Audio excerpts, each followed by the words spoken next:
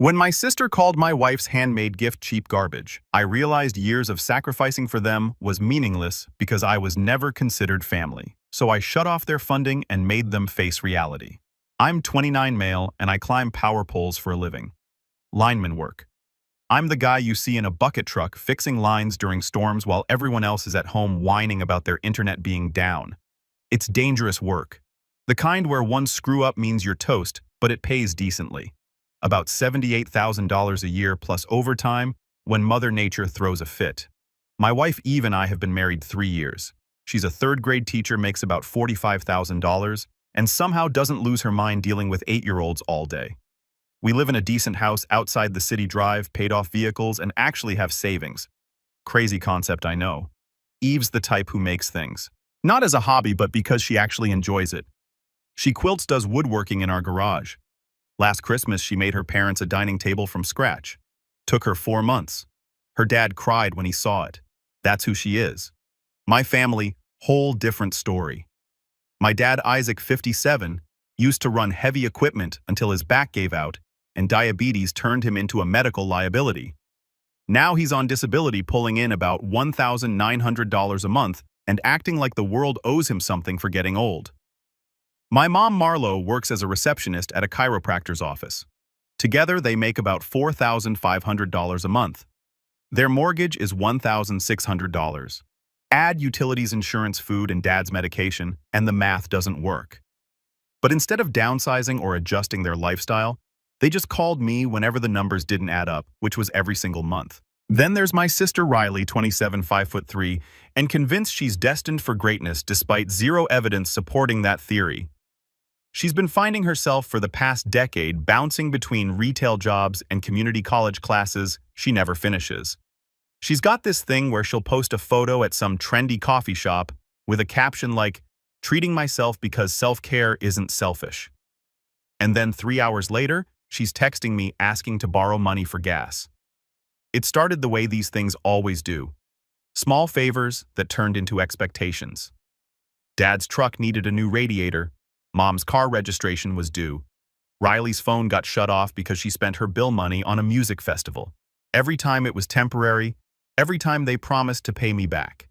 And every time I was the bad guy if I didn't jump fast enough. The first big hit was Dad's truck. He'd been ignoring a noise in the engine for months because it still drives fine. Then it died on the highway during rush hour. The tow cost $180. The repair was $3,100. His disability check was already gone on bills, and Mom's paycheck was a week away. So I paid it. What else was I supposed to do? Let him be stranded. That opened the floodgates. Every problem became my problem. Water heater died. Call Simon. Property tax is overdue. Simon will handle it. Mom's car needs new brakes. Simon's got it. I was covering at least $900 a month of their mortgage shortfall, their car insurance, internet bill. I even paid for their security system monitoring because Mom was scared to be home alone. Eve tried warning me early on. We'd been married for maybe a year when she first brought it up. "They're using you," she said. "Not mean, just stating facts. They're family. They need help. There's help, and then there's enabling." This is enabling. I didn't want to hear it. Eve's parents are both retired accountants who actually plan for retirement. They don't ask their kids for money because they don't need it. My family operates on a different system, the Simon will fix it system. Looking back, I can pinpoint the exact moment it shifted from helping to getting exploited. But I didn't want to see it.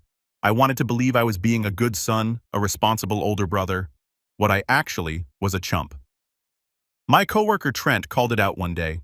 We were up on a pole replacing an insulator, and I mentioned having to cover another bill for my parents. "Brother, you're not helping them," he said. "You're letting them stay children. Adults figure their problems out. Children call daddy when things go wrong, except you're the daddy now." He wasn't wrong. But families are complicated, right? You don't just cut people off because they're struggling. Except they weren't really struggling. They were just bad with money. The real insanity was Riley's boutique thing. 2.5 years ago, she showed up at our house with a business plan. An actual business plan. She wanted to open a boutique clothing store in one of those trendy outdoor shopping centers. High-end women's fashion curated collections, the whole Instagram aesthetic. This isn't just retail, she explained. It's experiential shopping. Women want to feel special. I'm creating an atmosphere. I'll give her credit. The research was good. Market analysis, target demographics, competitor pricing, projected revenue. She'd even found a location and negotiated a lease. The number she needed was $52,000. That covered the lease deposit, renovations, initial inventory, marketing, and 6 months of operating costs. Eve's response when I told her was immediate and firm. Absolutely not. She's my sister. She's 27 years old and has never held a job for more than a year. You really think she's going to run a successful business? But I was already halfway to talking myself into it. I contacted a contract attorney named Colin through a guy on my crew. We drafted a proper loan agreement, 6% annual interest, 48-month term, monthly payments of $1,250. And here's the important part, her 2018 Audi Q3 as collateral. When I showed Riley the paperwork, she threw a fit. Why are you making this so complicated? We are family. This is insulting. It's business. You want to be a business owner?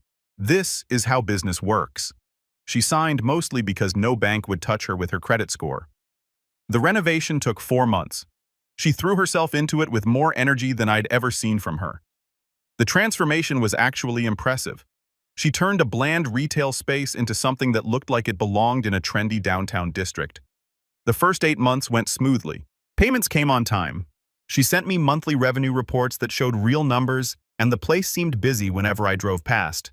I started thinking maybe she'd finally grown up. Then, month 9 hit. The payment was late. Not by much, just a few days, but late. Month 10, later. Month 11, no payment at all. The revenue reports stopped. Instead, I got vague texts about cash flow issues and promises that she'd catch up soon. Meanwhile, her Instagram was full of weekend trips, new outfits, expensive dinners. The boutique's account went from showing actual products to posting motivational quotes. She was spending money like she had it while owing me over $42,000. The boutique was failing because she treated it like a personal piggy bank instead of a business. Over 18 months total, she made payments. The first 8 were on time, and then things got increasingly sporadic and late. Then came 7 months of absolutely nothing. By the time I decided enough was enough, 25 months into the loan she owed me $42,300. And she still had the nerve to act like I was being unreasonable. While Riley was running her boutique into the ground, my parents were ramping up their own dependency. I was supporting 4 adults. The worst part wasn't the money, it was the entitlement. The complete lack of gratitude to them. My support wasn't help. It was just what I was supposed to do since I had good money. Eve stopped being subtle about it. You're enabling them. They're adults. They should act like it. What am I supposed to do? Let them lose everything.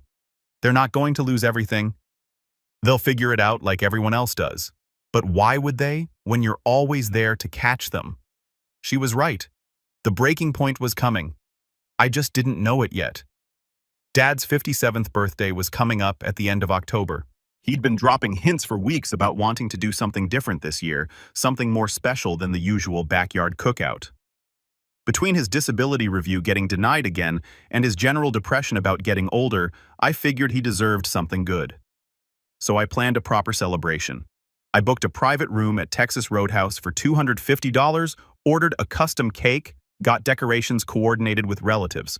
I even took 3 days off work. But the real gift was sitting in my driveway covered with a tarp. A 2019 Honda CR-V with 42,000 miles. All-wheel drive, clean title, extended warranty, cost me $23,500. Their 2012 Ford Fusion was on its last legs. And with Dad's medical appointments and Mom's work commute, they needed something reliable. I'd spent 3 weeks finding the right one. Reliable, economical, safe. The CR-V checked all the boxes. I even paid for that extended warranty because I knew Dad wouldn't maintain it properly. Here's where I screwed up. I told Riley about the party. I needed her help getting Mom and Dad there without spoiling the surprise. She seemed weird about it, too interested in the details. Who else was coming? What time exactly? Did anyone else know about the car? She offered to coordinate everything so I could focus on the surprise. October 27th, the day before the party. Eve spent 6 hours making something special. Not just any gift, but a handmade quilt. A full-sized quilt with a custom pattern she designed herself, incorporating Dad's favorite colors, and a family photo she'd transferred onto fabric as the centerpiece. She'd been working on it hard every night after school, every weekend, hand-stitching sections, carefully arranging patterns, making sure every detail was perfect. I'd watched her spend hours on it, pricking her fingers, redoing sections that weren't quite right. "Do you think he'll like it?" she asked, folding it carefully into a gift box. "He's going to love it. It's incredible. It really was the kind of gift you can't buy. The kind that shows real thought and effort." October 28th, 7:00 p.m. Eve and I are sitting in that private room at Texas Roadhouse, staring at empty chairs while the waitress asks if we want to order appetizers for the table. "They're just running late," I said, checking my phone. "Traffic probably." 7:20 p.m. Call Dad. Straight to voicemail. 7:35 p.m. Tried Mom voicemail. 7:50 p.m. Called Riley. Her number gave a message saying it had been disconnected. By 8:15, Eve and I were eating expensive steaks alone while I texted every family member I could think of. None of them were responding.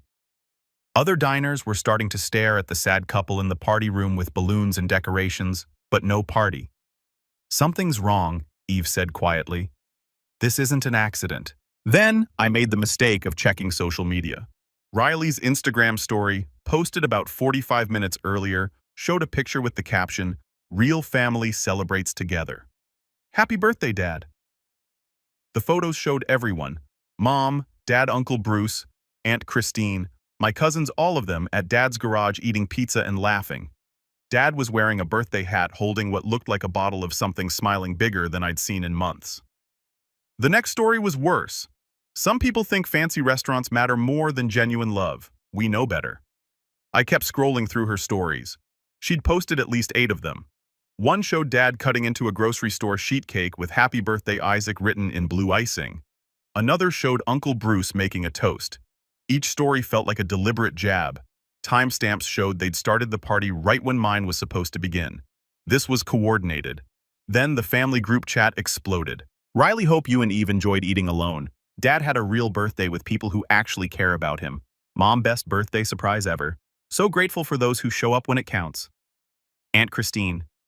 "Isaac looked so happy. That's what matters.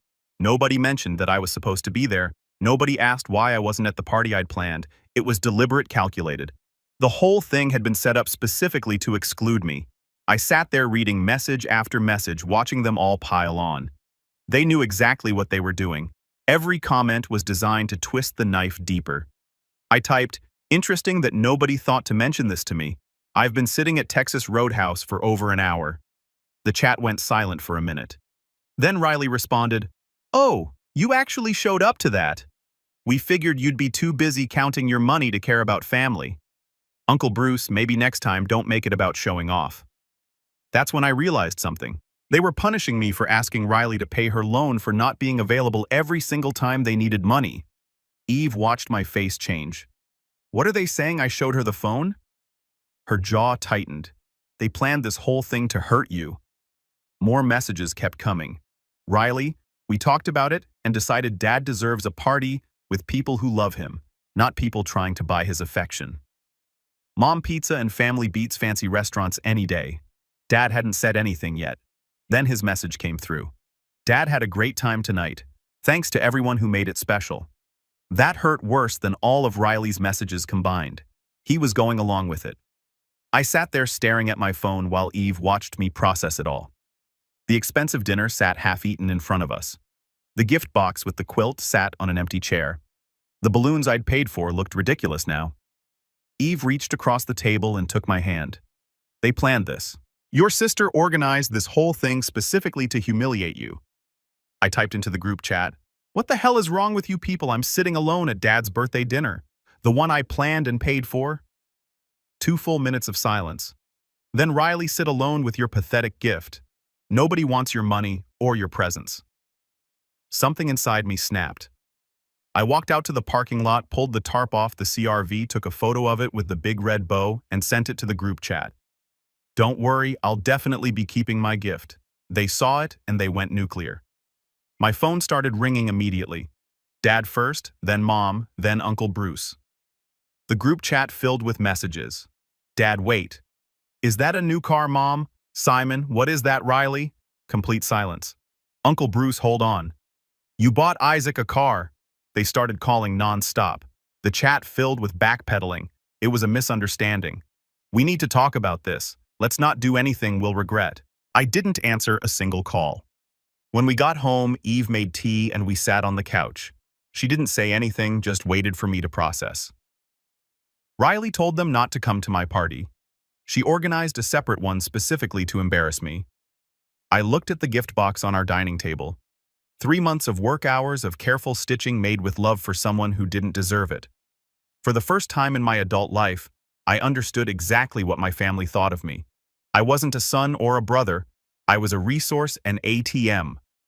I'm going to burn it all down, I said. Eve nodded. Good. Monday morning, first thing I did was call Colin, the attorney who'd drawn up Riley's loan documents. I want to execute the acceleration clause, I told him.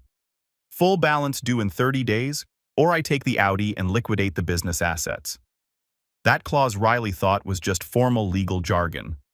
Completely enforceable. She'd been in default for 7 months, which gave me the legal right to demand immediate payment of the full $42,300.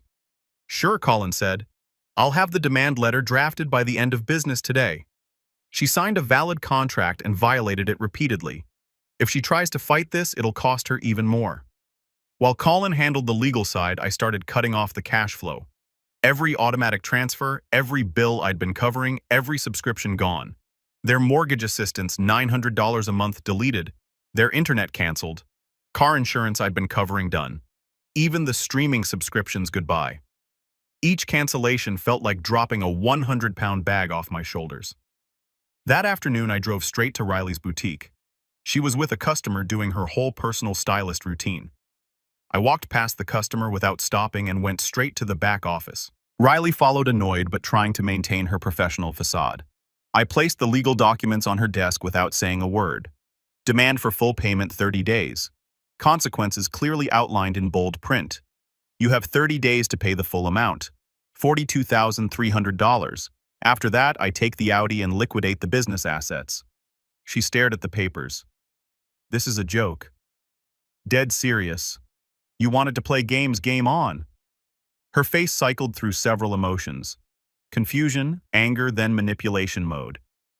You're really doing this because of a birthday party because your feelings got hurt. This is about a $52,000 loan you defaulted on. The birthday was just the cherry on top. I was going to catch up on payments. Business has been slow. Business has been slow because you treat it like your personal shopping account. You're done, Riley. Pay up or lose everything. She tried tears next. Simon, please. I'm your sister. We're family. No, we're not. Business is business. You've got 30 days. I left her standing there. From the parking lot, I called a vehicle recovery company. They were very interested in an Audi Q3 with a clear legal basis for repossession. Next stop, Mom and Dad's house. I found Isaac and Mara in their living room. They looked up when I walked in, and I could see they'd prepared some speech. Starting next month, you're paying your own mortgage, I said. All $1,600 of it. Mom blinked. Simon, we can't afford that without your help. Then I guess you better figure it out like adults. Dad stood up, trying his intimidation routine. You're going to put us on the street over a misunderstanding. Misunderstanding. You all showed up to Riley's party while I sat alone at the one I planned and paid for. That's not a misunderstanding. That's deliberate. What about the car? Mom's voice got smaller. You got that for Isaac's birthday, right? Yeah, until you decided humiliating me was more fun than having reliable transportation. The CRV stays with me. You can't be serious, Dad said. The fusion is falling apart. Should have thought about that before you and your daughter pulled that stunt. That's cruel. Mom said, tears starting. We raised you. We fed you. You owe us. I don't owe you. Your wife. Dad started. Don't. Eve spent 3 months making Dad a handmade quilt. 3 months. She put her heart into it. And you chose Riley's party where I'm betting you got what pizza? Maybe some grocery store cake. The look on their faces confirmed it. I headed for the door. Figure your lives out. By Tuesday morning, my phone was ringing nonstop. Now Uncle Bruce was calling, Aunt Christine, even my cousin Nolan. Uncle Bruce left a voicemail. Simon, you need to calm down. Family doesn't do this to each other. Your parents need help. Riley's trying to build something and you're just being selfish. Call me back so we can fix this. I didn't call back. Instead, I sent a group text to all of them. I've been supporting these people for years. Riley owes me $42,300 and hasn't paid in 7 months. They organized a party specifically to humiliate me and Eve. If any of you want to help them so badly, feel free to open your own wallets. Otherwise, stay out of it. That shut most of them up. Uncle Bruce tried one more time. Your dad's my brother. I'm not going to watch him struggle. Then help him. Nobody's stopping you. I don't have that kind of money, Simon. Neither do I anymore. Figure it out. Aunt Christine took a different approach. She showed up at our house Wednesday evening. Eve answered the door while I was in the garage. Simon needs to understand what he's doing. I heard her say, Isaac and Mara are struggling. Eve's response was ice cold. They organized a party to exclude and humiliate us. They mocked a gift I spent 3 months making. And they've been using Simon as an ATM for years. He's done, but they're his parents. Being parents doesn't give you a license to exploit your kids. Christine tried to push past Eve. I need to talk to Simon. I came out of the garage. Christine saw me and immediately went into guilt trip mode. Simon, your mother is crying every night. Your father's health is getting worse. You're killing them with this. No, I'm not. They want family. They should have acted like it. She left, but not before saying family was forever and money was temporary and that God is not proud of what I am doing. Right. Of course, she pulled this card. The consequences rolled out over the next few weeks like dominoes falling. Week 1. Riley's Audi disappeared. The repo company towed it from her workplace parking lot in the middle of the afternoon, in front of everyone. She posted crying videos on Instagram claiming her vehicle was stolen, asking if anyone had seen it. The Audi sold at auction for $21,400. That amount was immediately applied to her debt, bringing what she owed down to $24,700 plus the accruing interest. 3 weeks later, her boutique closed. Turns out when you default on a business loan and can't make rent, landlords aren't impressed. Colin handled the asset seizure. They sold off the equipment and the lease got terminated.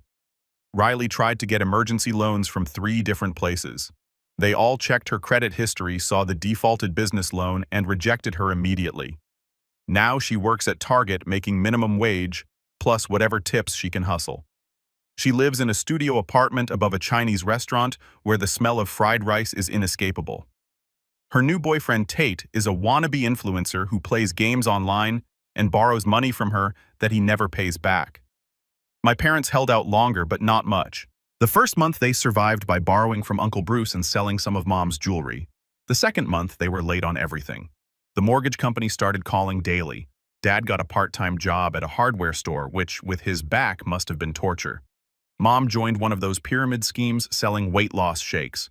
The fusion died completely in week 6. Just shut off in a parking lot and never started again. The repair would have cost more than the car was worth. Since then, they've been walking or catching rides from neighbors. By month 3, they got an eviction notice 30 days to pay up or get out. They ended up in a 2-bedroom apartment in a rough part of town, the kind of place where you hear sirens constantly. The rent there is actually higher than their mortgage was, but with destroyed credit, no bank would work with them. 6 weeks after I'd cut them off, everything came to a head on a Thursday night around 9 p.m. Someone started pounding on our front door. Not knocking, pounding. I looked through the peephole and saw Riley. She looked like she'd been crying for hours. Hair a mess, makeup smeared, wearing clothes I recognized from years ago. She was swaying slightly. I opened the door but didn't step aside. What do you want? What do I want? She laughed and I could smell it on her breath. I want my life back. I want you to stop being a vindictive jerk and fix what you destroyed. She was holding something. Took me a second to realize it was a bottle half empty. You destroyed my business. You took my car. You ruined everything because you couldn't handle one family dinner. You defaulted on a loan. Actions have consequences. I was building something. Her voice got louder. Neighbors were starting to look out the windows.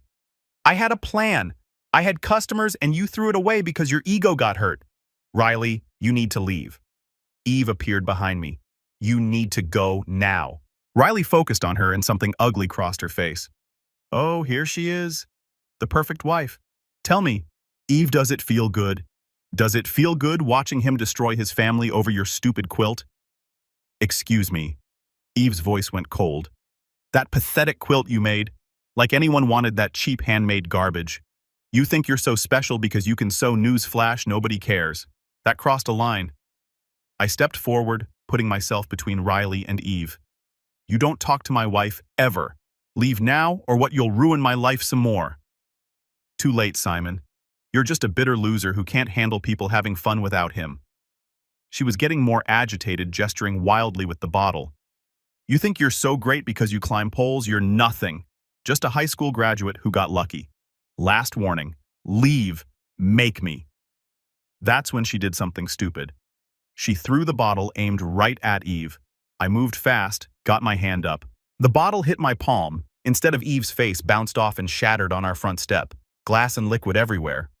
Riley stared at what she'd done, and for a second reality seemed to hit her. Then she ran. Eve was already on her phone calling 911. The police arrived in under 10 minutes. They found Riley 2 streets over sitting on a curb crying. Our neighbor had the whole thing on video. Do you want to press charges? The officer asked after taking our statements. I looked at Eve. She had a cut on her arm from a glass shard. Yes, I said. I want to press charges. They arrested her for assault and public intoxication. The next day, I went to the courthouse, filed paperwork for a restraining order, brought the video evidence, Eve's photos of her cut arm, witness statements from our neighbor. The clerk processed everything efficiently. The temporary order went into effect immediately. Riley couldn't come within 100 yards of me, Eve, or our house. No contact through any means. Violation meant immediate jail time. 2 weeks later, the court date for the restraining order hearing arrived. Riley showed up looking rough. She'd hired some bargain attorney who looked like he'd rather be anywhere else. The judge reviewed the evidence, watched the video, looked at Eve's medical photos, read through the police report. You threw a bottle at someone's face, the judge said. You were intoxicated on their property. You made threats. Do you understand how serious this is? Riley tried to speak, but her attorney cut her off. He gave some speech about family disputes and emotional distress. The judge wasn't buying it. Permanent restraining order granted. You will maintain a distance of 100 yards from both Mr. and Mrs. Davis at all times. No contact through any means, including social media or third parties.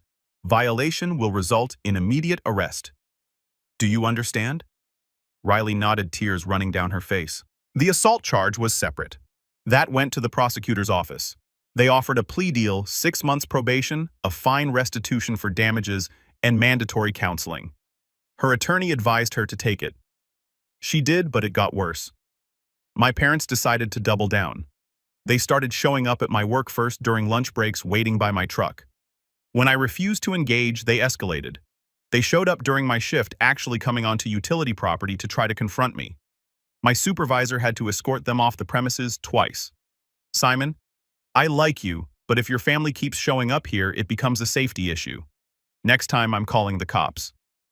They also started coming to our house. Different times trying to catch us off guard, pounding on the door, demanding I cover Dad's medical bills. Eve's car got blocked in our driveway once when they parked behind it and refused to move until I talked to them. The assault charge against Riley stuck. 6 months probation, a $1,200 fine, and $380 to replace our damaged light fixture. Her boyfriend Tate left her the day after the arrest. 2 weeks later, Mom called. Her voice was shaking. Simon, please. Your father collapsed at work. His blood sugar was dangerously high. He's in the hospital. We can't afford the bills. The old Simon would have been at that hospital in 10 minutes. That's tough, Mom. Hope you figure it out. He could die, Simon. Your father could die because we can't afford treatment. You should have thought about that before you humiliated me and my wife. We were wrong. The party thing was stupid and cruel. We know that now. Please don't punish us by letting Isaac die. I'm not punishing anyone, I'm just not paying anymore. The county hospital has programs. Look into it. I hung up. It was brutal. It hurt, but I meant it. 3 days later, Riley showed up at our house again. This time, she looked completely broken. I know about the restraining order, she said from our sidewalk. I just need to say something. Please hear me. Eve stood next to me in the doorway. Make it quick. I'm sorry. I finally understand what I did. The party, the lone mocking Eve's quilt, throwing the bottle, all of it. Okay, I said. Dad's in the hospital. Mom's falling apart. I'm working 2 jobs, barely affording a studio that smells like garbage. And it's all my fault. She was crying now.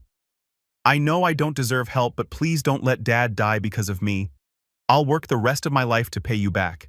I'll sign anything, do anything. Just please help him. I looked at Eve. She shook her head slightly. This was my call. I'll think about it, I said. I made them wait 4 days. On day 5, I called Colin.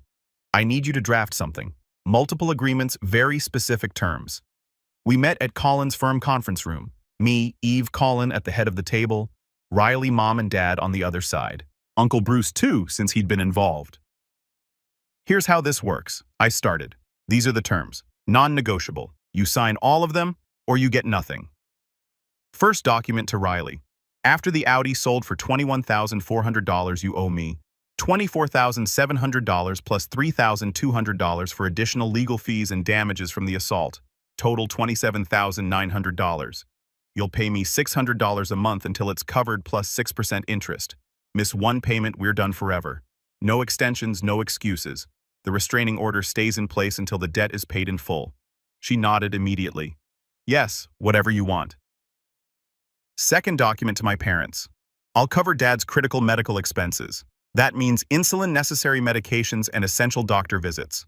I'll also provide $400 a month toward rent. That's it. Everything comes with 6% interest and a 5-year payment plan. Once Dad's stable, you start paying me back. Miss one payment, the help stops immediately. We understand, Mom said quietly. You'll also attend financial counseling every session. I'll get progress reports. Skip 1. The deal is off. Dad looked like he wanted to argue, but knew better. Okay. And the birthday. You're going to post a public explanation of what happened on Facebook. No sugarcoating. That's humiliating, Mom said. Yes, it is. One more thing. Eve gets an apology in person in front of all of us. Riley turned to Eve. I'm so sorry. The quilt was beautiful. You spent months on it, and I mocked it because I was jealous and petty. I'm sorry for the bottle, for everything. Eve nodded. Thank you. Mom and Dad added their apologies. Colin spoke up. Everyone clear on the terms. You violate any part of these agreements. Simon has the legal right to immediately cease all support. These documents are airtight. They all signed. Dad's hospital bill gets paid tomorrow. Riley's first payment is due in 30 days. Mom and Dad's rent assistance starts next month. The Facebook posts go up this week. The Facebook post went up 3 days later. All 3 of them posted similar messages explaining what had happened, how they'd organized the secret party, excluded me and Eve, mocked her gift, treated me like an ATM for years. The comments were brutal. Family members asking what they were thinking. Some people defended them, but most didn't. Payment started coming in. Riley's first $600 payment hit my account on day 30, right on time. Then her second, then her third. Dad's medical situation stabilized. They got him on a proper diet and medication schedule. Mom and Dad attended every financial counseling session learning basic budgeting. 3 months in, Riley was working 3 jobs. Target, grocery store, coffee shop, grinding her down, but she kept making payments. The family dynamic was completely different. No warm feelings, no Sunday dinners.